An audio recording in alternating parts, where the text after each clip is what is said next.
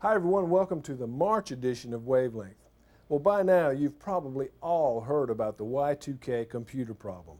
We hear everything from the doomsday predictions where business and utility services will come crashing down around us to, oh, it'll just be a minor speed bump on the high-tech road to the new millennium. One thing is for sure though, it's a problem that, if ignored, will not go away.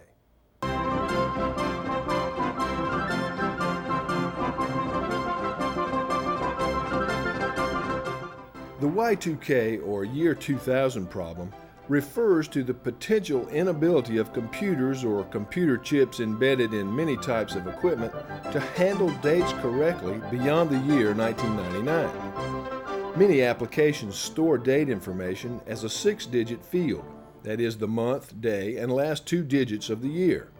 What this means is that January 1st, 2000 is stored in the exact same way as January 1st, 1900. 010100. The computer application will be unable to distinguish between the two dates, so starting on January 1st, 2000, incorrect handling of date information may cause minor errors in computer calculations, or it could cause entire systems to shut down. LCRA's goal is to ensure that the Y2K problem does not impact our ability to provide services. The company effort to deal with this problem actually started back in the summer of 1996. We've come a long way and we've learned a lot about the year 2000 problem and how it affects every aspect of our business. It's a much bigger project than we ever imagined. Has taken a lot of resources to identify what the issues are and then fix them. But we've been very fortunate because we started in 1996. We were way ahead of the game compared to a lot of other industries and companies. We've had plenty of time to assess our risks, our problems, and to address them and fix them. The first major step taken by the LCRA in 1997 was to require that all new equipment purchased be certified Y2K compliant by the vendors. Even then, the equipment is still tested by LCRA personnel. The battle against the Millennium Bug is being fought on two fronts. First, there's the find, fix, and test phase, where each individual problem is found and either fixed or the equipment is replaced. Second is contingency planning. What could go wrong and what would we do if that did go wrong? So the focus is a little bit different from the two. One is you're trying to prove that everything will work, and the other you're trying to say maybe it won't. And the other thing that contingency planning does is it forces you to look at dependencies that you have outside of LCRA. For example, fuel supply is one thing that's very important. Can we get the coal? Can the railroads deliver the coal to us? And do we have enough coal on hand, even in case that delivery were delayed? We're counting on the telephone companies, as with our other suppliers, to continue to provide their service because they're as concerned about this as we are.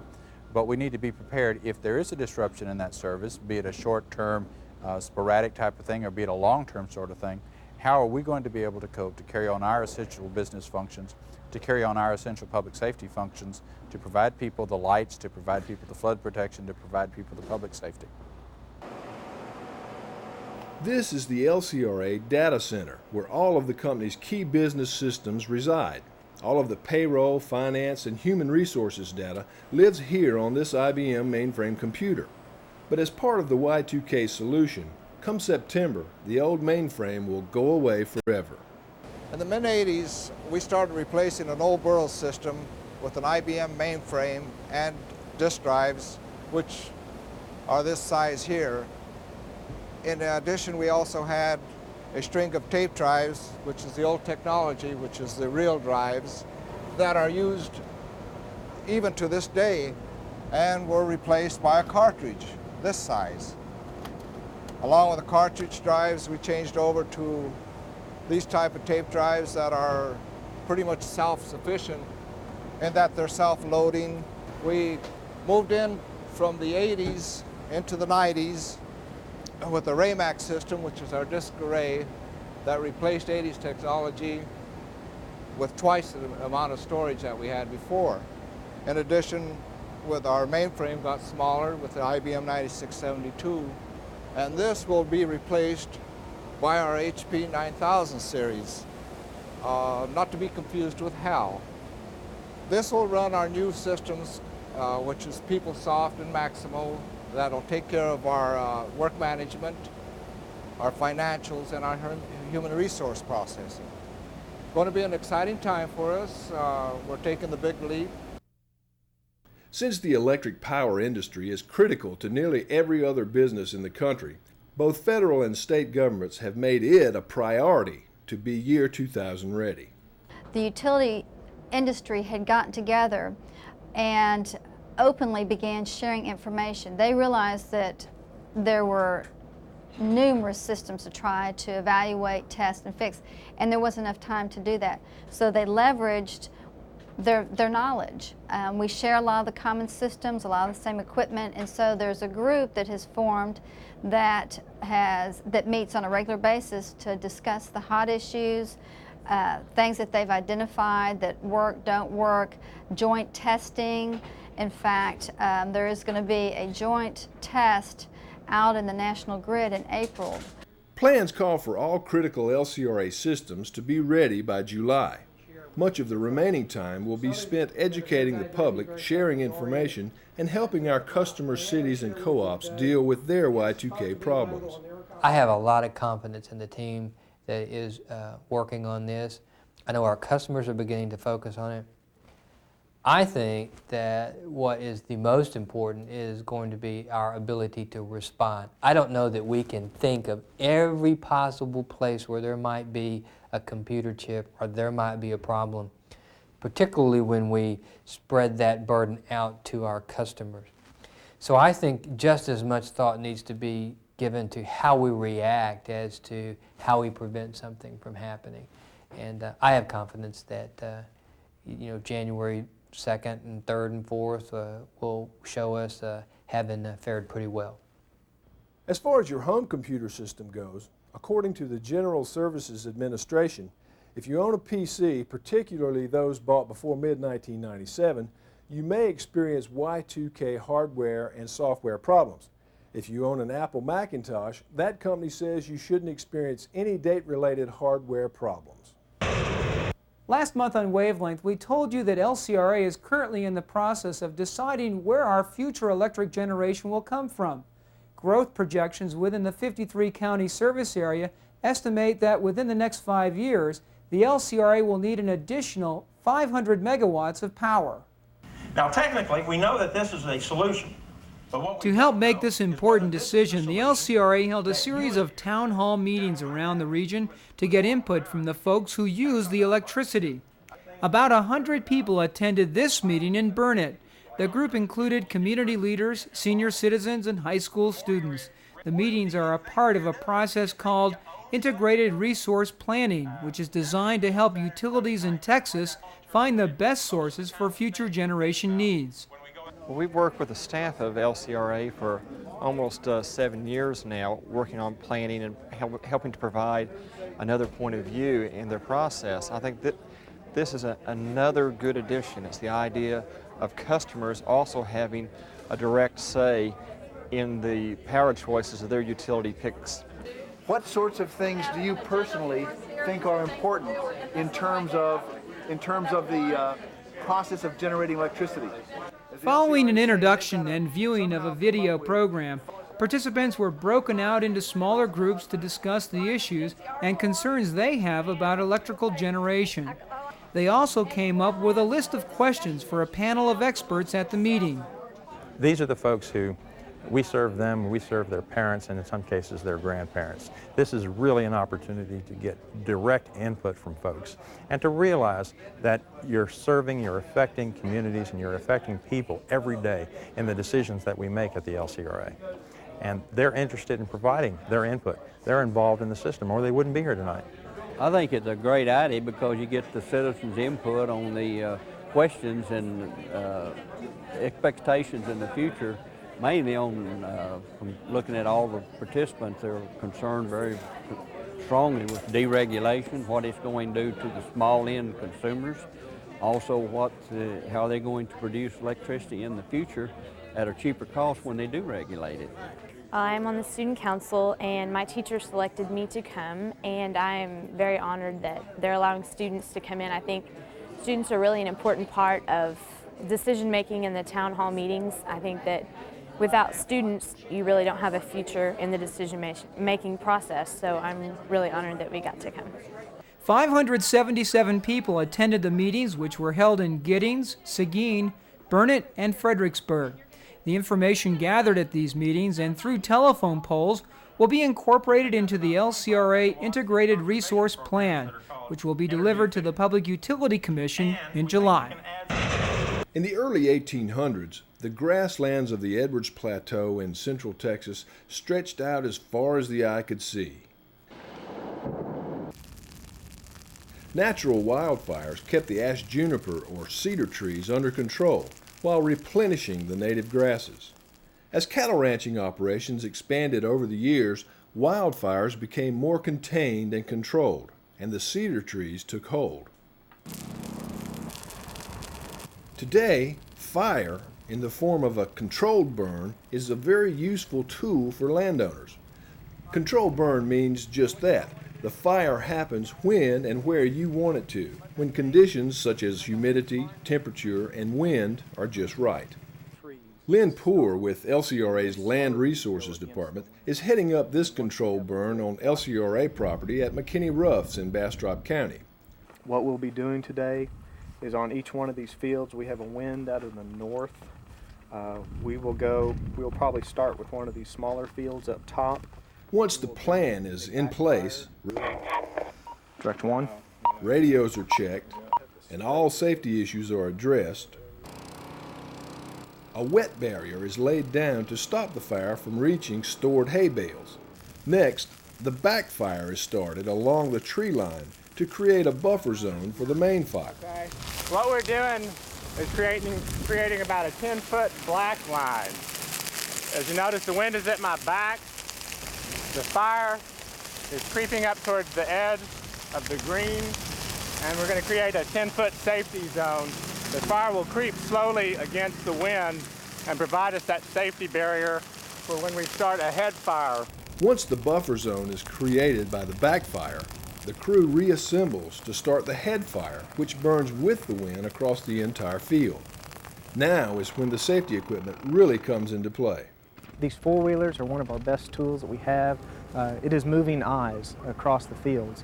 The four-wheelers are equipped with spray tanks that have water in them, so if for some reason a fire were to jump a line, we can get on them quickly and put those fires out. Another piece of equipment we have is a power sprayer in case we need to wet down a line, such as we've done here. And probably two of the best pieces of equipment we have are these radios that are going on behind me. Communication, as in all lines of business, seems to be one of the best tools we have. The fire serves to enrich the field by putting nutrients back into the soil. It kills small mesquite and ash juniper trees, and these controlled burns also help educate landowners. I think one of the goals of McKinney Roughs is an educational component, and that's what this does. Is this shows the landowners around the state that this is a very economical way to be the best stewards of their land that they can be. After the February board meeting, we had a chance to sit down with General Manager Mark Rose and talked with him about his long-term vision for the LCRA. We've had a really successful decade here at the LCRA, and we've worked ourselves into a very strong leadership position in the area of electricity and in the area of water and in the area of community services, economic development. I mean, our mission is as well known today as it perhaps has ever been, and it is as well founded in good works as it has ever been. But it's time for us to look forward. On the electric side, we have the restructuring of the industry, the separation of generation and transmission, the price competitiveness that is coming. On water, we have the infrastructure needs all throughout Central Texas, community development, we have park needs and recreational needs, and not just needs, but things would be fun to do. And then economic development, it's don't kill the goose that laid the golden egg. A lot of good things are happening in Central Texas. How do we keep that going, but in a manner that sustains the environment?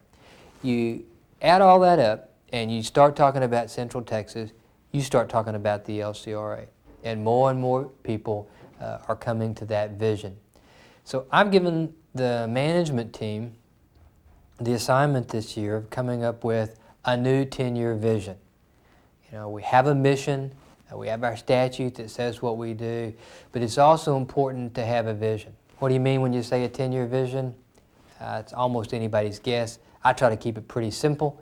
I think it's my job to listen to our customers and listen to the board, and then try to give the strategic direction to the agency that says, these are the hills that we're going over. We've been told we're going over those hills. Here's why. Now let's try to figure out how to do it. So this year's business plan is a process of talking about what hills are we going to go over in the next 10 years, how are we going to do it, what are going to be our successes 10 years from now. We'll still do our budgeting on a 5-year period, we'll do our hard numbers on a shorter period of time, but I'd like for everyone who works in this organization and for everyone associated to this organization to have a strong sense of where we want to be in the next 10 years and what defines success for us. Because we have, after all, the opportunity to work in one of the best outfits in Central Texas to do some of the most important jobs that anyone could do. And we've done well when we've given ourselves high goals and strong challenges. For years, the LCRA has tried to promote the one company spirit. One company meaning even though we have 4 lines of business, we're all still part of the LCRA. Well, now the one company concept is taking on an even more prominent role. Number 10, municipal governments. In the age of high-tech information, there is still no substitute for one-on-one communication. The LCRA has always placed a high value on putting people together to solve big problems. But in this era of decentralizing and with lines of business operating more autonomously, the ability to be a unified one company has become more difficult. We have different lines of business, and sometimes we're so busy doing our own thing in our own line of business that we almost forget that we are one company, that we are the LCRA. And I think one of the main purposes of the One Co Committee is to reinforce that idea and to get people who work in the different lines of business to understand what each of us is doing and how our role affects everyone. Now the LCRA is reaching into its pool of bright young stars, men and women who will one day manage the company, and asking them to improve the way we communicate with each other and to take a more active role in determining the future of the company. The One Company Committee has a balanced representation across the company, with people coming from all lines of business. Members were chosen by fellow employees, and some were appointed by the LOB managers. 30 people who've been selected by managers and supervisors or their peers to come together and share information, learn information, perhaps learn a little bit more about themselves, and really become involved in improving the Lower Colorado River Authority. The One Company Committee will meet 8 times over the coming year. These students are part of the Colorado River Watch Network, the largest citizen-based water quality monitoring organization in the state. It has served as the model for other such groups that have sprung up around the country. The River Watch has been honored by such notables as former EPA Chief William Riley and Vice President Al Gore. At the February meeting, the LCRA Board of Directors honored the River Watch Network with a resolution on their 10th anniversary. We have today a representation of that. We've got Westlake High School and some students. You guys want to stand up? Also Patty Isle, she works with a Girl Scout group. These are some local monitors. I just wanted you to see their faces, and we've got all ages and all types of monitors out there, schools and citizens and retired folks. But this is a good representation, and they're the ones that keep the program active and healthy. And I'm just proud to be a part of it, and I'm really proud of these monitors, and they're the ones that make it work. Thank you very much. Today, the Colorado River Watch Network has over 700 student and citizen monitors that test water quality at 70 locations all over the watershed. The LCRA provides equipment and training to teachers and students at 20 schools in the region. It really makes us feel like we have a part in protecting our streams and our environment, and it is just good for our class morale and for our citizenship, basically, because it makes us feel like, you know, even though we're students, we can get in there and make a difference. You notice when you look at the students, every year, every student that you see that's involved in this, there's a sparkle in them that has to do with what they're doing in the water. And that's something that motivates us and keeps me excited about what's going on now and what's going to go on in the future. Because with the growth that's happening right now in our region, it's going to be more and more important that we have people in the community directly involved, understanding the issues and helping us to keep an eye on what our impact is to the environment. In the March edition of the LCRA News, read about how transmission crews are working overtime to keep up with the tremendous growth in the LCRA service area. And read about Sim Gideon and Ferguson power plants, which are charter members of the new Clean Industries Plus environmental program. Well, that's it for this edition of Wavelength. We'll look forward to seeing you again next time.